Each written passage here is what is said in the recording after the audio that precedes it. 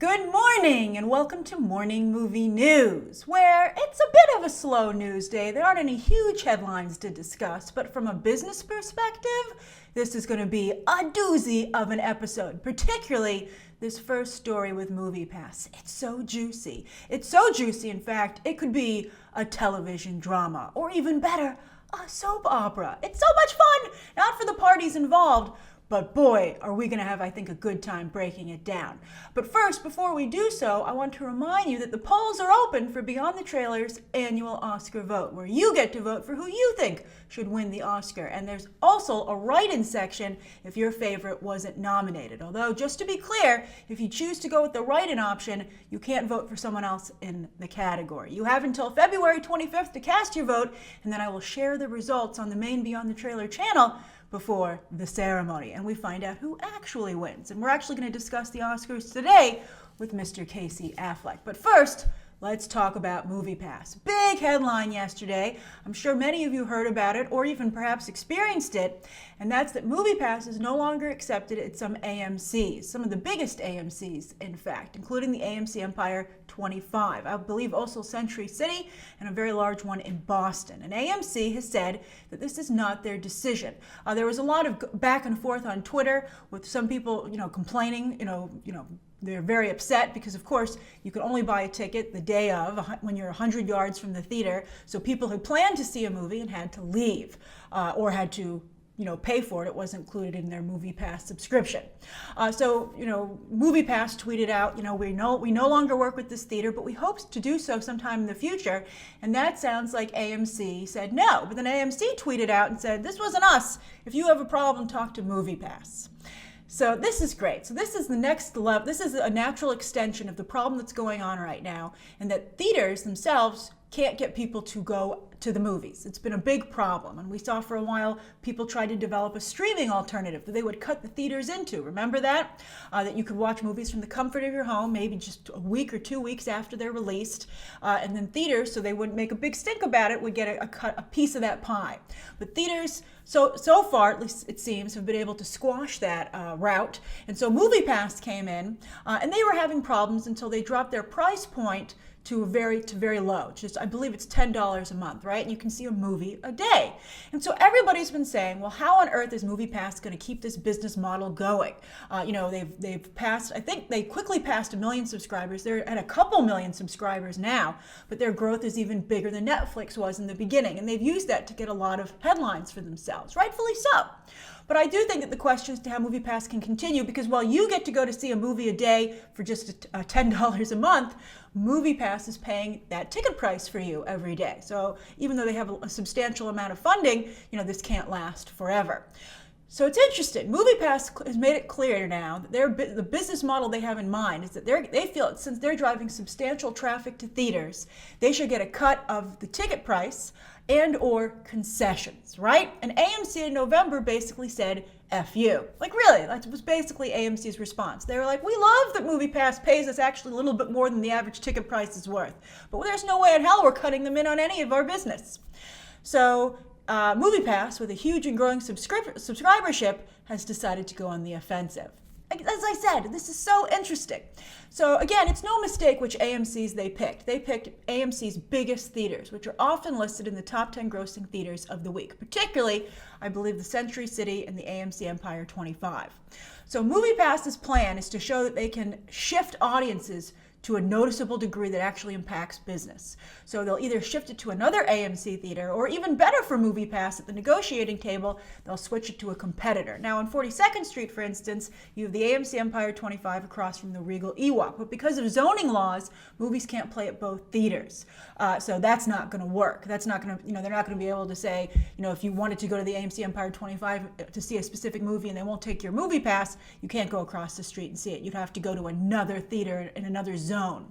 But in some places, like the suburbs, for instance, these are all urban theaters, so I don't know how well this is going to work.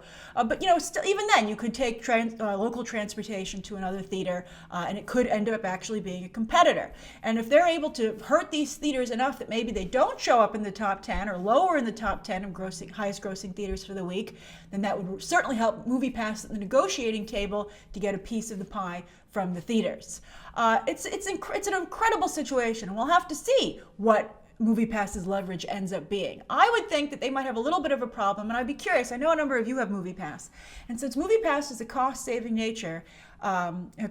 measure, and you're going to see a movie so often because of it, are you buying a lot of snacks, right? Or are you sneaking snacks in, or you're not having any, right? Because I mean, if you're looking to save money, you're not going to go, I think, up and buy food at what many people feel are prices that are just ridiculous, right? I mean, if you're price conscious about going to the movies, I think it would follow that you're price conscious about snacks.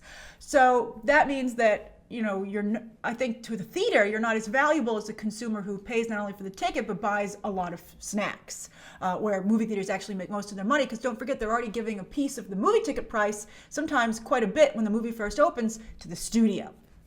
So I think that I can understand also why theaters are reluctant to cut anyone into their business, but if they can't get people in, they might eventually have to. Although I believe that AMC, in fact, is maybe rolling out their own version of MoviePass, and that might be what they end up doing. That could end up being that could be the next battle in this war, and that would be very clever. In fact, I mean, I'm curious to know if you would want to get something for the theater, or do you like having something that's good at multiple theaters?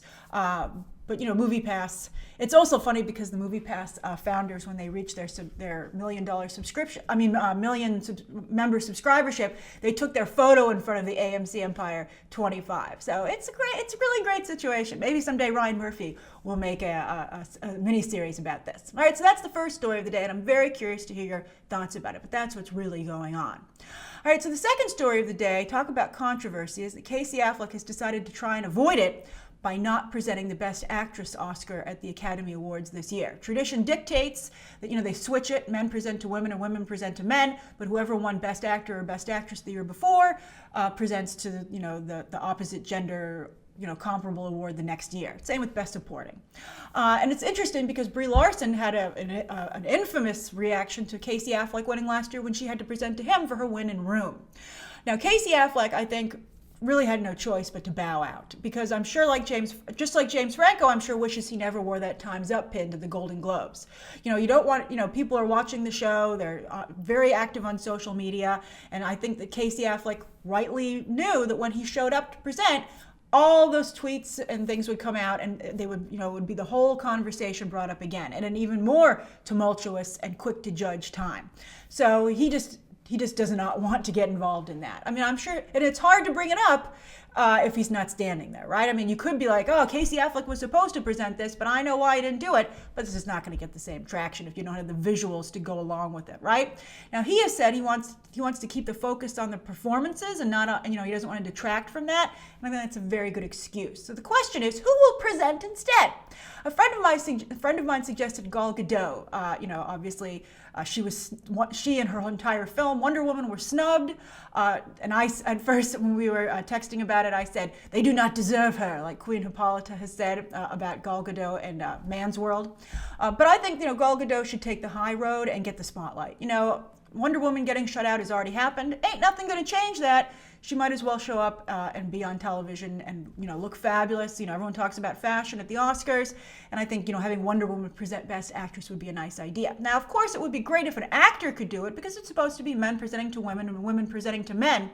But I think any guy would rightfully be scared to potentially draw any comparisons to Casey Affleck. Like, if he walked out there, whoever maybe volunteered to do it, it could really backfire where someone goes, well, this isn't much better because so-and-so did so-and-so, supposedly. Because, again, these are accusations. Nothing's been proved. So I think maybe Gal Gadot would be actually the best bet, and the Academy should consider reaching out to her. All right, so that's the second story of the day, and I'm curious, not only what do you think of Casey Affleck's decision, but who do you think should present? Now, the third story, this was interesting. Call Me By Your Name. Apparently, Luca Guadagnino feels that it could be a series of films like Richard Linklater's Before Sunrise films, which eventually became Before Sunset, and then again Before Midnight, starring Julie Delpy and Ethan Hawke. And those are that's a very prestigious trilogy, and I think that's an excellent comparison for Call Me By Your Name. And that series had its own history with very strong history with award season, so it's a good comparison. And it would cover not only Elio and Oliver through the years as they get older and, the life experiences that they have, but also you have the backdrop of the gay experience overall over time, because of course this story takes place in the 80s. I have to say though, it felt very timeless, the film, and I think that it wasn't as overt as the discussion, for instance, it's being had right now in the assassination of Gianni Versace, and the LGBT situation at that time, and how it complicated that search for Andrew Cunanan, and just the complications that didn't need to exist in the gay community at that time in a number of areas. And it's very interesting, but I think that perhaps the point of Call Me by Your Name would be something that was a little more dreamlike, a little more timeless, but still, because when you think about the way the movie ends, it does, I think, to some degree speak to that time period, but just extremely subtly. And so they could continue with that, and it's a wonderful film. I wouldn't want to do it if Luca Guadagnino wouldn't continue with it, as a director. He couldn't just produce. I think he had such a strong vision there, as I said in my review, but he seems to maybe be interested in continuing. Let's see how his Suspiria remake does, his really like almost X-rated horror film that's coming up with Dakota Johnson.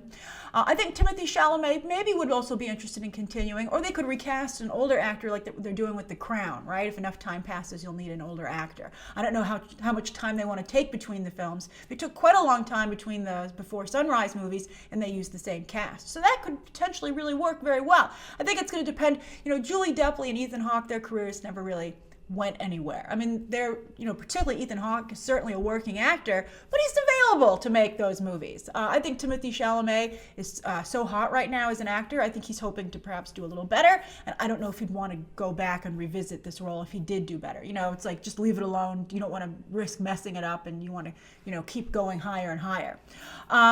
As for Armie Hammer, I don't know if he would continue either.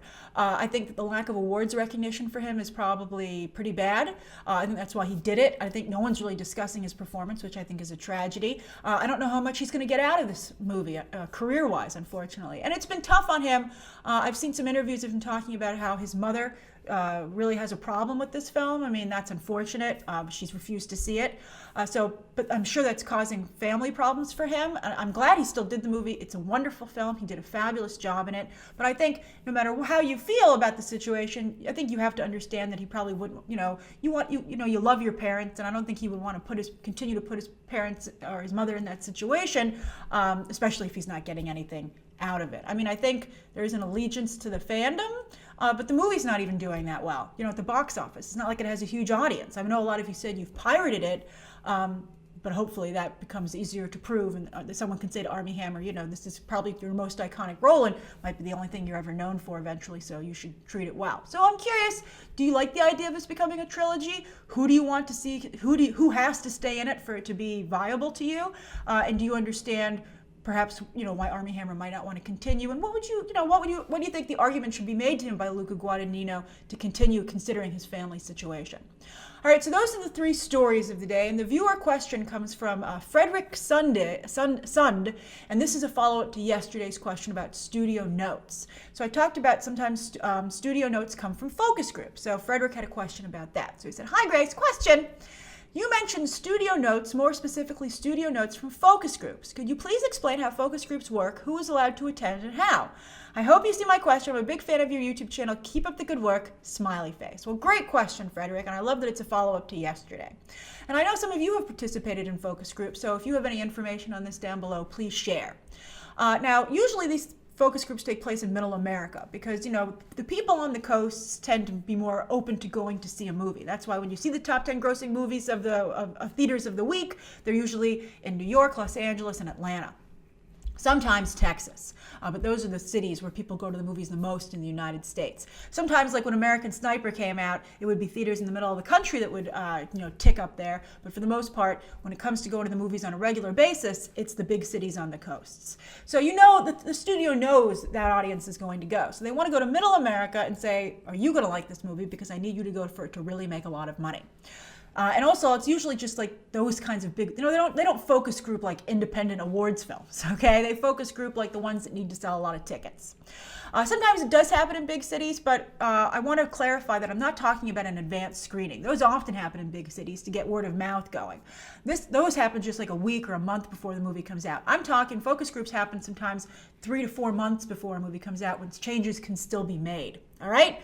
So what happens is that you watch the movie, and sometimes you just fill out a card when you leave, and they ask you some questions. Or sometimes some focus groups will actually sit down, and someone will be a discussion leader from a company usually that the studio has hired, and they'll ask you specific questions and really try to get you to talk about the movie and have follow-up questions to the comments that are made, etc., to really get to the bottom of how the audience feels. So this is what they're looking for. They want to see how the movie comes across to the audience, as in, is the story being clear enough? Did you get everything that was going on? Did you like the ending, right? Also, who's your favorite and least favorite character? Sometimes characters' roles in a movie will be increased. They'll go in for reshoots because they're like, well, the audience love this character so much, we need more of them. Also, sometimes they'll be like, the audience will say not enough action, so they'll go back and they'll fix that. So that's, and I think there are more and more secrets. You're finding out that focus groups, I'm sure you've seen this online, are made up of friends of the filmmakers and people who work at the studio in an effort to keep the secrets of the movie from getting out. But I think that's not good because it's friends. You need an impartial group that's not going to worry about the ramifications of their comments, right? Unless people are allowed to write anonymously, and I don't think that's probably the case. So I think it's best when you have strangers come in that you don't know, and they evaluate the film, as honest as possible.